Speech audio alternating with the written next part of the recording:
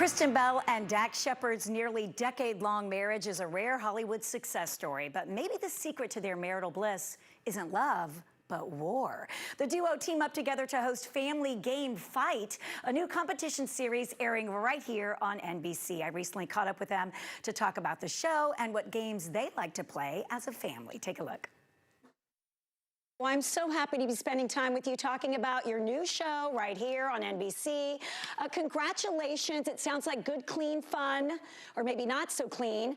Tell our viewers what they can expect. Well, we started on Ellen a couple years ago playing this game called Taste Buds, where we were blindfolded and had to give each other clues about what a food was, and it was an awful disaster. We actually fought. And afterwards, when we finally watched it, we both said that was the funniest thing we've ever done. Yeah, it was like a 4-minute long train wreck of us not being in on the joke, and it was pretty hysterical. So we said, how can we harness this and make, because we ended up having a good time, created Family Game Fight, which are big, crazy games. A lot of them are awful and mean. They're pies to the face. There's ice dumped down your back, but inside your clothing, right on your skin. If you get the wrong answer. We're each playing for a family. A loose definition of the word could be friends that spent the pandemic together, could be employees that are friends, and we are competing against each other to win our family $100,000. Nice. So that's what I love, is you're not just hosting, but for anybody who's watched you guys on Ellen, you know, the fact that you're participating for these teams, I imagine it gets pretty heated and very competitive. Yes, and sounded different when we were imagining the show than when we arrived and we're like, oh, we're playing right, we're going to play every game. Right. That's what we said we're going to do. Oh, we're getting nice on. Right. But it ended up being really fun in that, like, we would have games we looked forward to so much that we really got sucked into. And so for every ice bucket one, there was also one that we just loved playing. So they peppered in nicely. Game suite. And the cool thing is that once we're there for a job, we're hosting this show, but then once we start playing the game, we stop remembering that we're on television. Right. Yes. To our detriment. To our detriment. So you're just seeing 100% real what our game nights are about, because we completely forget that there are cameras there and we are just in the game with these families. Yeah. That is awesome. Now, I have 2 girls as well, and I have to say, we tried to play a lot of games during quarantine. What were some of the more popular ones in your house? Mine are 10 and 12, so mine are a little bit older than your 2. So we did some, you know, Jenga, some badminton, Monopoly, you know, the usuals.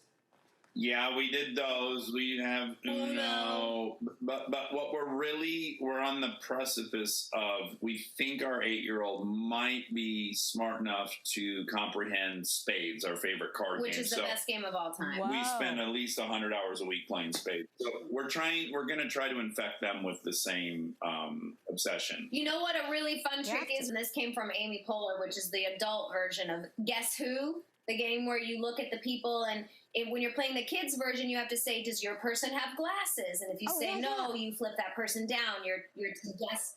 But you have to play it just with character or emotional clues. Like, this guy would get thrown out of 7-Eleven. Would your guy get thrown out of 7-Eleven? You look. Right. Yeah, this guy would definitely get thrown out. Has your person ever gotten a speeding ticket? Does your person cook every night of the week? And you just have to play with those kind of clues. It's pretty fun. I love it. You guys are inspiring me. Okay, last question. I follow you both on Instagram. You both are just so open about your lives. You're so real. Let's talk about, you know, with my girlfriend, sometimes we talk about ways that our spouses got on our nerves during quarantine, but I'm going to ask the opposite. We're gonna lighten it up. Was there something that you guys learned about each other that maybe surprised you even after all the time you've been together?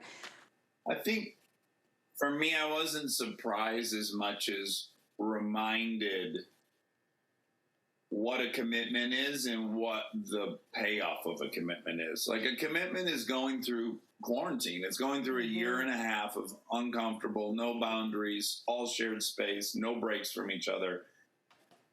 That's where the rubber meets the road. Yeah. It's kind of, you know, to experience it and live through it. It's more in retrospect for me where I'm like, Oh yeah, she's a beast. She's a baller. Aw. We can get through some uncomfortable stuff. Yeah, and for me, it's similar. It's like anything that's worth it deserves hard work.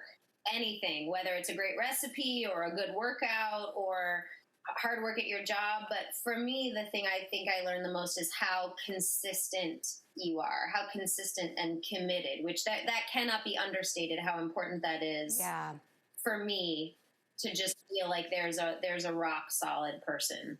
I feel like you guys should make out. I don't know, because that was really, oh, you guys are too cute.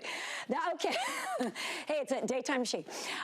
Thank you guys so much. Best of luck. Can't wait to tune in. We so appreciate your time.